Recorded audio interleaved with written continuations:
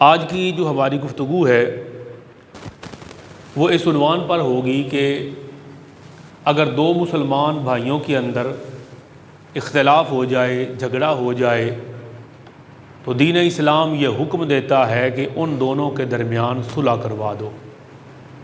اسلام میں جھگڑے ختم کرنے، دوریاں مٹانے اور صلح کروانے کی جو عظمت اور فضیلت بیان کی گئی ہے، قرآن و سنت کی روشنی میں وہ بیان کرنے کی سعادت حاصل کریں گے۔ 26واں پارہ سورۃ الحجرات، آیت نمبر 9، ارشاد ربانی ہے وَإِن طَائِفَتَانِ مِنَ الْمُؤْمِنِينَ اقْتَتَلُوا، اگر مسلمانوں کے دو گروہ آپس میں لڑیں، دو کے درمیان جھگڑا ہو جائے، دو مسلمانوں کے گروہوں کے درمیان لڑائی ہو جائے تو فَأَصْلِحُوا بَيْنَهُمَا، تو ان دونوں کے درمیان تم صلح کرا دو۔ یہ آیت کریمہ نازل ہوئی اس وقت کہ جب حضور صلی اللہ تعالی علیہ وآلہ وسلم اپنی سواری پر سوار ہو کے کہیں جا رہے تھے، رستے میں انصار کے کچھ لوگ بیٹھے آپس میں گفتگو کر رہے تھے۔ حضور علیہ الصلوۃ والسلام کی سواری تھوڑی دیر کے لیے وہاں رک گئی، سرکار نے بھی ان کے ساتھ گفتگو فرمائی۔ جب سرکار کی سواری وہاں پر رکی تو اس دوران آپ کی جو سواری ہے اس نے پیشاب کیا۔ جب پیشاب کیا تو وہاں پر ایک بندہ کھڑا تھا، ابن ابی، اس نے اپنا ناک بند کر لیا کہ مجھے بدبو آ رہی ہے جانور سواری کی پیشاب کی۔ وہاں صحابی موجود تھے، یہ بندہ منافق تھا، وہاں صحابی موجود تھے، حضرت عبداللہ بن رواحہ۔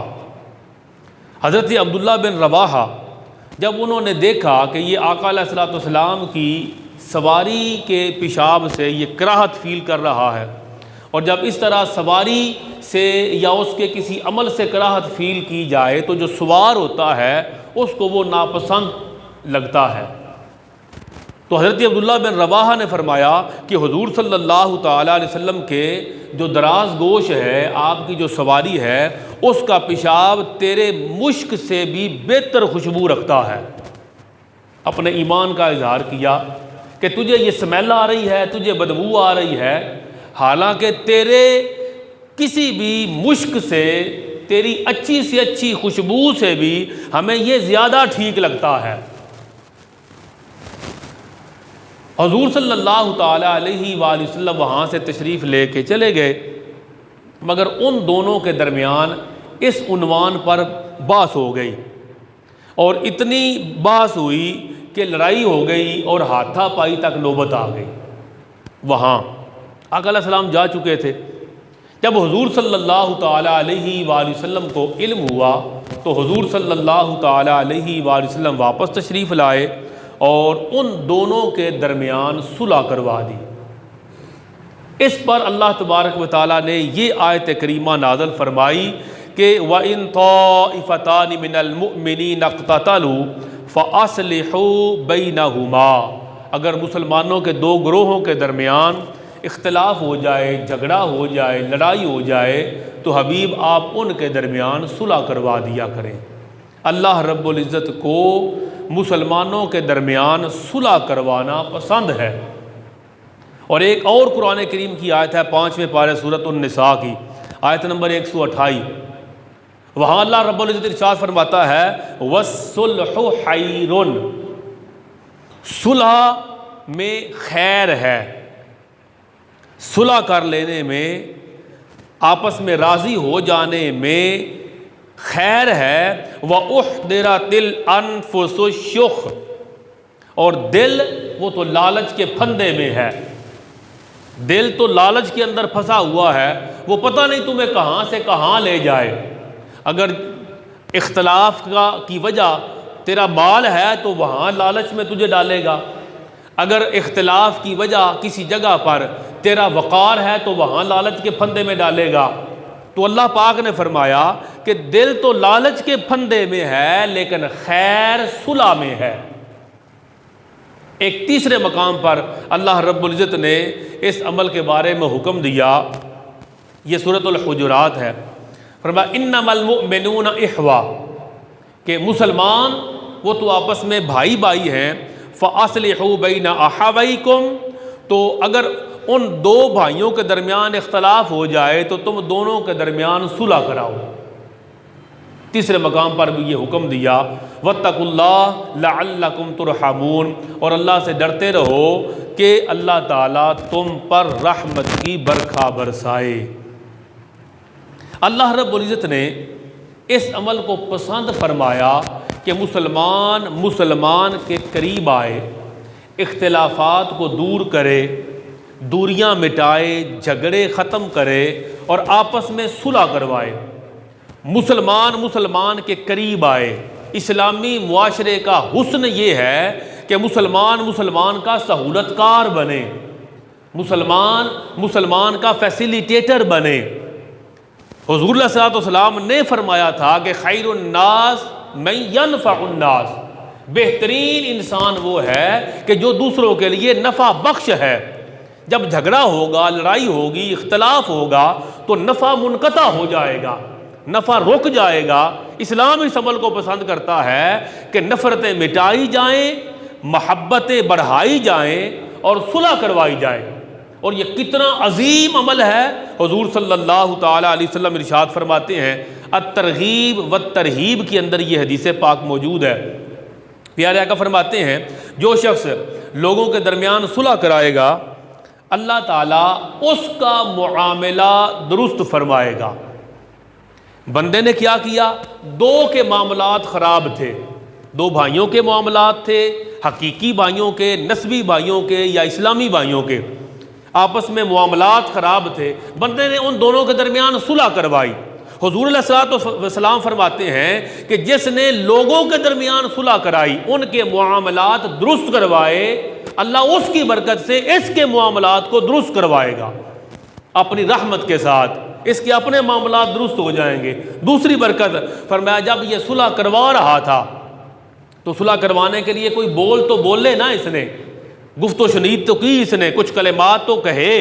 فرمایا جتنے کلمے، جتنے الفاظ بول کر اس نے مسلمانوں کے درمیان صلح کروائی، ایک ایک کلمہ کے بدلے اللہ تعالیٰ اسے غلام آزاد کرنے کا ثواب عطا فرمائے گا۔ پہلی برکت اللہ تعالیٰ اس کے معاملات، یہ لوگوں کے معاملات درست کر رہا ہے، ان کے جھگڑے مٹا رہا ہے، ان کی صلح کروا رہا ہے، اللہ اس کی برکت سے اس کے معاملات درست کرے گا۔ دوسرا فائدہ کہ جتنے جملے، فکرے، الفاظ بول کے یہ صلح کروا رہا ہے، اس کو جتنی محنت کرنی پڑ رہی ہے، پہلے ادھر جاتا ہے اس کی سنتا ہے، پھر ادھر جاتا ہے اس کی سنتا ہے، پھر دونوں کو موٹیویٹ کر کے لاتا ہے کہ راضی ہو جائیں، اس میں خیر اور برکت ہے۔ وہ جتنے جملے بولتا ہے اللہ ہر کلمہ کے بدلے اس کو غلام آزاد کرنے کا ثواب عطا فرماتا ہے۔ اور تیسرا فائدہ، یہ بندہ صلح کروانے میں کامیاب ہو گیا۔ جب یہ بندہ دو بھائیوں کے درمیان، دو مسلمانوں کے درمیان صلح کروا کے واپس لوٹے گا تو اللہ تبارک و تعالیٰ اس بندے کے پچھلے سارے گناہوں کو مٹا دے گا۔ اندازہ کریں، اللہ تعالیٰ یہ چاہتا ہے کہ بندے اگر تو معافی چاہتا ہے تو لوگوں کا بھلا کر، ان کے درمیان صلح کروا، تجھے ثواب بھی ملے گا، تیرے اپنے معاملات بھی درست ہوں گے اور اللہ تعالیٰ تیرے گناہوں کو بھی مٹا کر تجھے گناہوں سے پاک فرما دے گا۔ ایک اور حدیث پاک کے اندر حضور علیہ السلام نے سوال کیا، فرمایا کہ کیا تمہیں روزہ، نماز اور صدقہ اس سے افضل عمل نہ بتاؤں؟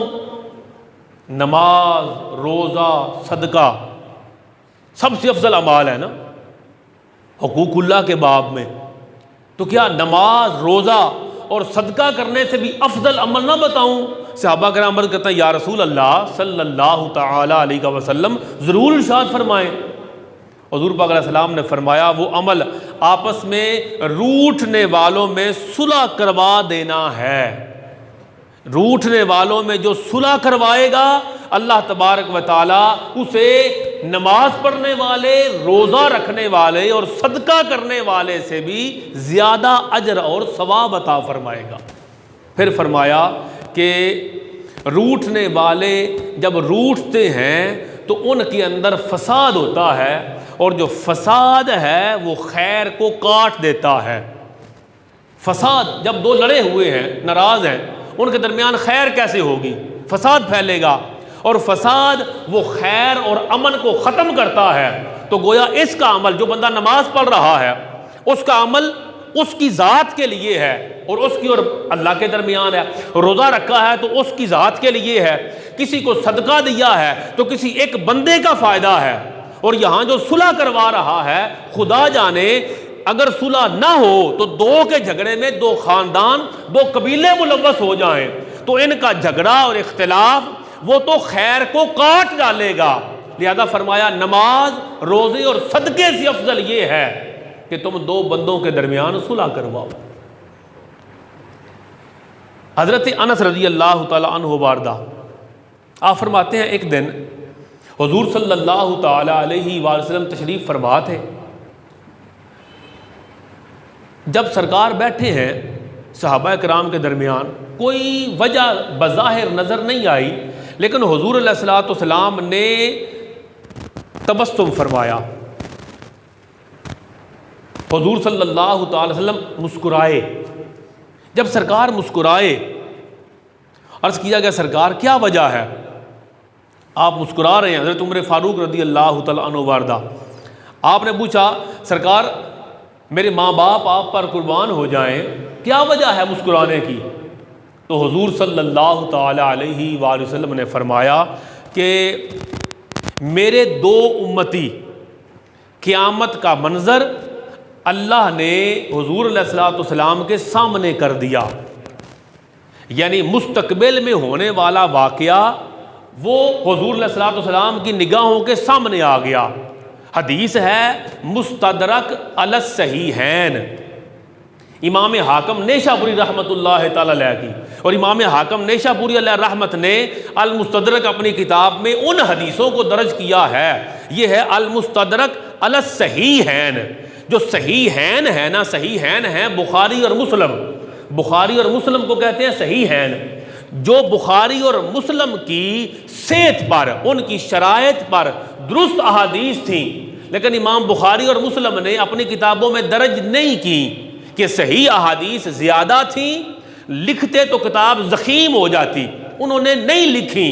ان احادیث کو جمع کر کے امام حاکم نیشابوری نے المستدرک کے اندر جمع کیا اور لوگوں کے لیے محفوظ کر دیا۔ تو امام حاکم نیشابوری سے حدیث پاک کو لے کے آئے، حضور علیہ الصلوۃ والسلام مسکرائے۔ عمر فاروق کہتے ہیں سرکار کیا وجہ ہے مسکرانے کی؟ حضور علیہ الصلوۃ والسلام نے فرمایا میرے دو امتی اللہ کی بارگاہ میں دو زانو ہو کر گر پڑیں گے، گر پڑیں گے قیامت کے دن۔ اللہ کی بارگاہ ہے، دو امتی ہیں، اور اللہ کی بارگاہ میں گھٹنوں کے بال دو زانو عطیہ جیسے بیٹھتے ہیں۔ اللہ کی بارگاہ میں دو بندے ایسے گر پڑیں گے اپنی گزارشات لے کے۔ مجھے وہ منظر دکھائی دیا، دو بندے اللہ کی بارگاہ میں گر پڑیں گے، ایک عرض کرے گا یا اللہ، دوسرے کی طرف اشارہ کر کے اس سے مجھے انصاف دلا، اس نے مجھ پہ ظلم کیا تھا۔ اللہ تبارک و تعالیٰ اس بندے کی طرف جب توجہ فرمائیں گے، اللہ فرمائے گا کہ اس سے تو انصاف چاہتا ہے، اس کے پاس تو دینے کے لیے کوئی نیکی نہیں۔ اللہ پاک کے تو علم میں ہے نا، جس بندے کو پکڑ کے لے آئے، یہ جو ظالم ہے، مظلوم آ گیا، وہ کہتا ہے اس نے دنیا میں میرے اوپر ظلم کیا تھا، اللہ مجھے انصاف لے کے دے۔ اللہ کریم نے اس کی طرف توجہ فرمائی نہ فرمایا، اس کے پاس تو نیکی کو نہیں دینے کے لیے۔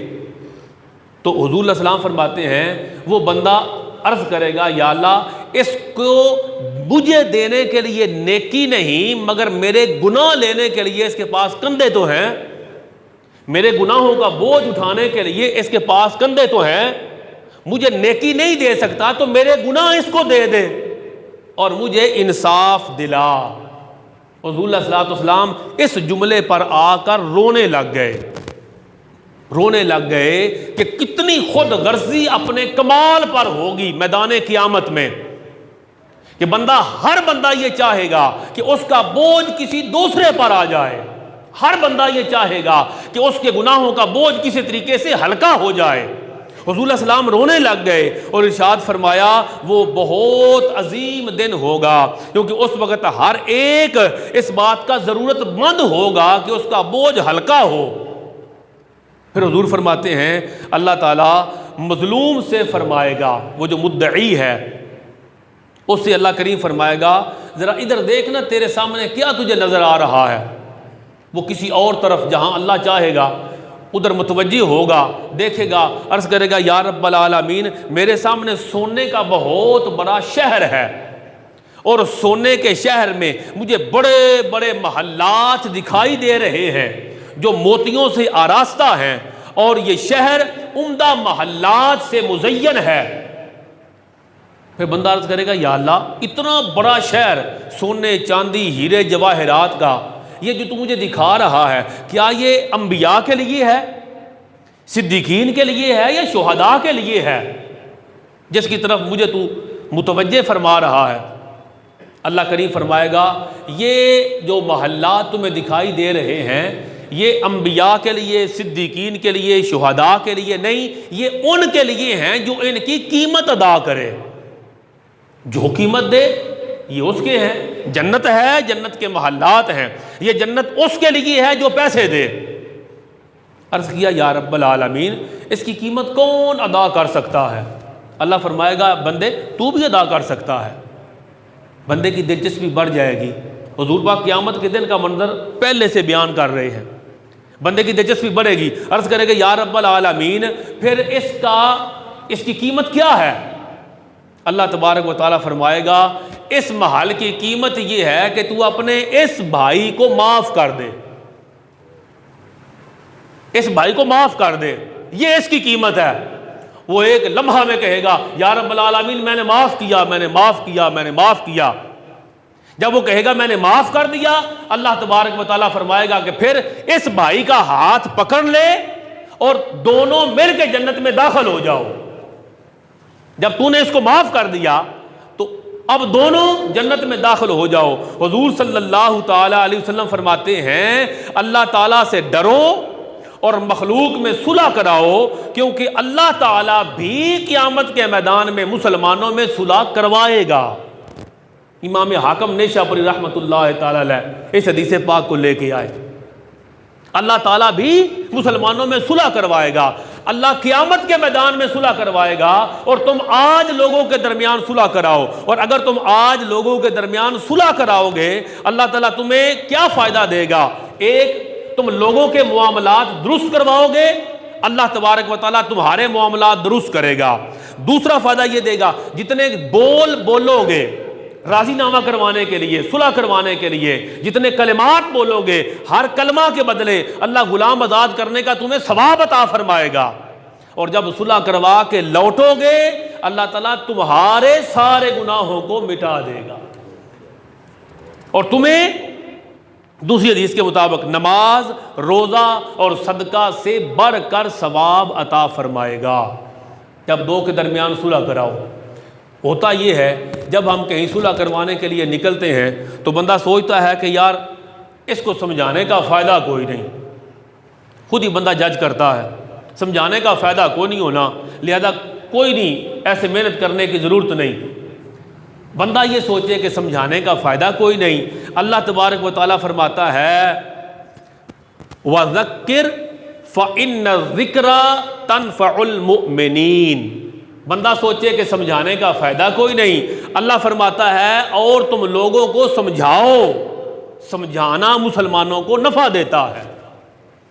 بندہ سوچے سمجھانے کا کوئی فائدہ نہیں، اللہ فرماتا ہے سمجھاؤ، سمجھانا نفع دے گا۔ سمجھانے کا انداز وہ حکمت بھرا ہو کہ تیرے بول اس کے دل میں اترے، اس کے قلب تک تیرے بول اور کلمات کو رسائی ہو، تو پھر فائدہ ہوگا کہ جب تو اس کو سمجھائے تو تیرا سمجھانا نفع بخش ہے، اور جب تو سمجھائے گا تو اللہ تبارک و تعالیٰ تیرے بول کے اندر برکت عطا فرمائے گا اور اس سے دونوں کے درمیان صلح ہوگی، مسلمان آپس میں جمع ہوں گے۔ اس لیے کہ کوئی جرم ایسا نہیں جو قابل معافی نہ ہو۔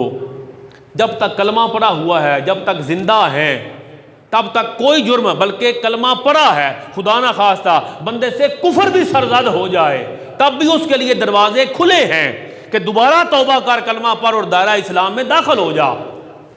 تو جب خدا نہ خواستہ اس حد تک بندہ اگر نکل جائے اسلام سے یا باغی ہو جائے، اگر اس کے لیے واپسی کے رستے ہیں، تو جو بندہ ناراض ہو گیا اس کے لیے بھی واپسی کے رستے موجود ہیں۔ اور اس سے کہا جاتا ہے کہ دیکھ، ٹھنڈے دل سے سوچ کہ اگر تو جتنا دور ہوگا، کل اللہ کی بارگاہ میں کھڑا ہو، اللہ سے سودا کر کے راضی نامہ کر۔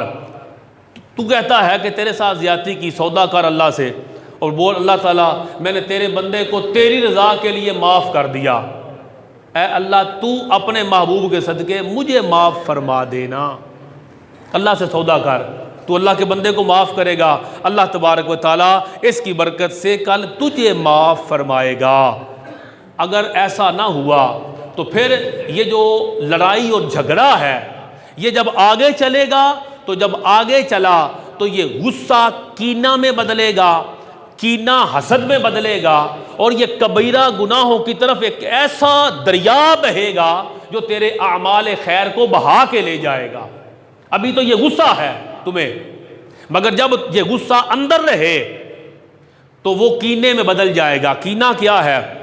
کینہ ہوتا ہے انسان اپنے دل میں کسی کو بوجھ جانے، اس سے غیر شرعی دشمنی رکھے، نفرت کرے، اور یہ کیفیت ہمیشہ دل میں باقی رہے، تو یہ کینہ ہے۔ اور کینہ دل میں مسلمان کے لیے اگر پالا ہوا ہو تو وہ بندہ تو شب برات میں بھی نہیں بخشا جاتا۔ حضور علیہ السلام کا فرمان ذیشان ہے کہ شعبان کی 15ویں شب اللہ اپنے بندوں پہ رحمت کی نظر فرماتا ہے اور سب کو بخش دیتا ہے سوائے مشرک کے اور کینہ پرور کے، جس نے کسی کے لیے دل میں نفرت پال لی، تو وہ بندہ تو شب برات میں بھی نہیں بخشا جائے گا۔ لہذا دل میں نفرت پالنے یا یہ کینہ آگے بڑھ جائے، غصہ حد سے گزرے تو کینہ بنتا ہے، اور کینہ حد سے اگلے سٹیپ میں جائے تو وہ حسد بنتا ہے۔ حسد کیا ہے؟ حسد ہوتا ہے کہ بندے کے دل میں یہ خواہش جنم لے کہ فلاں بندے کی جو نعمت ہے وہ زائل ہو جائے، اس کی عزت ہے زائل ہو جائے، اس کی دولت ہے زائل ہو جائے، کوئی نعمت جو اللہ نے اسے دی، اگر تیرے دل میں یہ خیال آئے اور خواہش جنم لے کہ فلاں بندے کی انسلٹ ہو جائے، مال لٹ جائے، وقار کم ہو جائے، اس کی فلانی نعمت ختم ہو جائے، تیرے دل میں یہ جو جذبہ پیدا ہوا یہ حسد ہے اور یہ کبیرہ گناہ ہے اور تیرے اعمال کو برباد کرے گا۔ اس کے درمیان ایک آتی ہے اسٹیج، اس کو کہتے ہیں شماتت۔ شماتت، شماتت کیا ہے؟ وہ ہوتی ہے کہ کسی کو مصیبت میں دیکھ کے خوش ہونا۔ یہ سب جو باطنی گناہ ہے نا، باطنی کبائر، کبیرہ گناہ دو طرح کے ہیں نا، ایک کبیرہ گناہ جن کا تعلق حقوق اللہ سے ہے، دوسرے کبیرہ گناہ جن کا تعلق حقوق العباد سے ہے۔ کچھ وہ کبیرہ گناہ ہیں جو ظاہری ہیں، کچھ وہ کبیرہ گناہ ہیں جو باطنی ہیں۔ اب ظاہری کبیرہ گناہ کیا ہے؟ بندہ نماز نہیں پڑھتا، سب کو نظر آ جائے گا، بندہ قتل کرتا ہے، بندہ رشوت لیتا ہے، حرام کھاتا ہے، کئی کبیرہ گناہ ہیں سامنے نظر آ جائیں گے، مگر دل میں کینہ پالا ہوا ہے تو کسی کو نظر تو نہیں آئے گا، اس پر تو پیرا تو خود بٹھائے گا۔ تیرے دل میں شماتت پیدا ہو گئی، دشمن کو تکلیف میں دیکھ کے تو خوشی محسوس کرتا ہے، مسلمان بھائی کو دیکھ کے، یہ شماتت یہ بھی کبیرہ گناہ ہے، یہ تو خود تو جج کرے گا، پھر یہ بڑھ کے حسد بن گیا اور تیرے دل میں خواہش آ گئی کہ مسلمان بھائی کو نقصان ہو، اس کی عزت وقار، اس کی کوئی نعمت زائل ہو جائے، تو یہ بھی کبیرہ گناہ ہے، اس کو تو خود جج کرے گا۔ یہ کبیرہ گناہ، اس سے بچنے کی، اور اتنے کبائر کا دروازہ، کبیرہ بڑے گناہوں کا دروازہ کھول رہا ہے، اس دروازے کو بند کر اور مسلمان کے ساتھ صلح کر۔ تاکہ یہ کبیرہ گناہوں کے دروازے اسی جگہ پر بند ہو جائیں۔ حضور صلی اللہ تعالیٰ علیہ وآلہ وسلم نے اس پر باقاعدہ اجازت عطا فرمائی کہ اگر کوئی بندہ صلح کروانا چاہے تو صلح کے لیے اسے جھوٹ بولنے کی بھی اجازت ہے۔ دو کے درمیان صلح کروانا چاہتا ہے اور صلح کروانے کے لیے حضور صلی اللہ علیہ وسلم نے فرمایا جنگ کے اندر جھوٹ بولنے کی اس کو اجازت ہے، کیونکہ دھوکہ دے کے دشمن کو تو ڈاج کرنا ہے، وہاں اجازت ہے۔ اس کی زوجہ ناراض ہو گئی، بیوی کو راضی کرنے کے لیے جھوٹ بولتا ہے تو جائز ہے، اور اسی طرح وہ دو مسلمانوں کے درمیان صلح کروانا چاہتا ہے تو وہاں وہ جھوٹ بولے۔ کیا جھوٹ بول سکتا ہے؟ اس کے سامنے جا کے کہے کہ وہ دوسرا تیری تعریف کرتا ہے، تجھے سلام بھیجتا ہے، اس نے تو کوئی تیرے خلاف بات نہیں کی، بے شک اس نے 100 کی ہوں، اور اس کے سامنے آ کے جھوٹ بولے کہ اس نے کوئی نہیں کی۔ یہ جھوٹ ہوگا، لیکن یہ قربتیں بڑھانے کے لیے جھوٹ ہوگا، اور یہ ایسا جھوٹ ہوگا جو فساد فی الارض کا خاتمہ کرے گا۔ لہذا ایسے جھوٹ کی بھی شریعت نے اجازت دی۔ اور آخری بات یہ کہ اگر بندہ یہ محسوس کرے کہ فلاں بندے کے ساتھ راضی ہونے سے اس کی عزت کو خطرہ ہے، اس کی جان کو خطرہ ہے، اس کے وقار کو خطرہ ہے، کوئی بندہ شریر اتنا ہے کہ اس کے ساتھ راضی نامہ کر کے دوستی کر کے تیرے ایمان کو خطرہ ہے، تو پھر شریعت تمہیں مجبور نہیں کرتی۔ تیری عزت اور ناموس کو خطرہ ہے، وہ شریر اتنا ہے، تو پھر شریعت تمہیں مجبور نہیں کرتی۔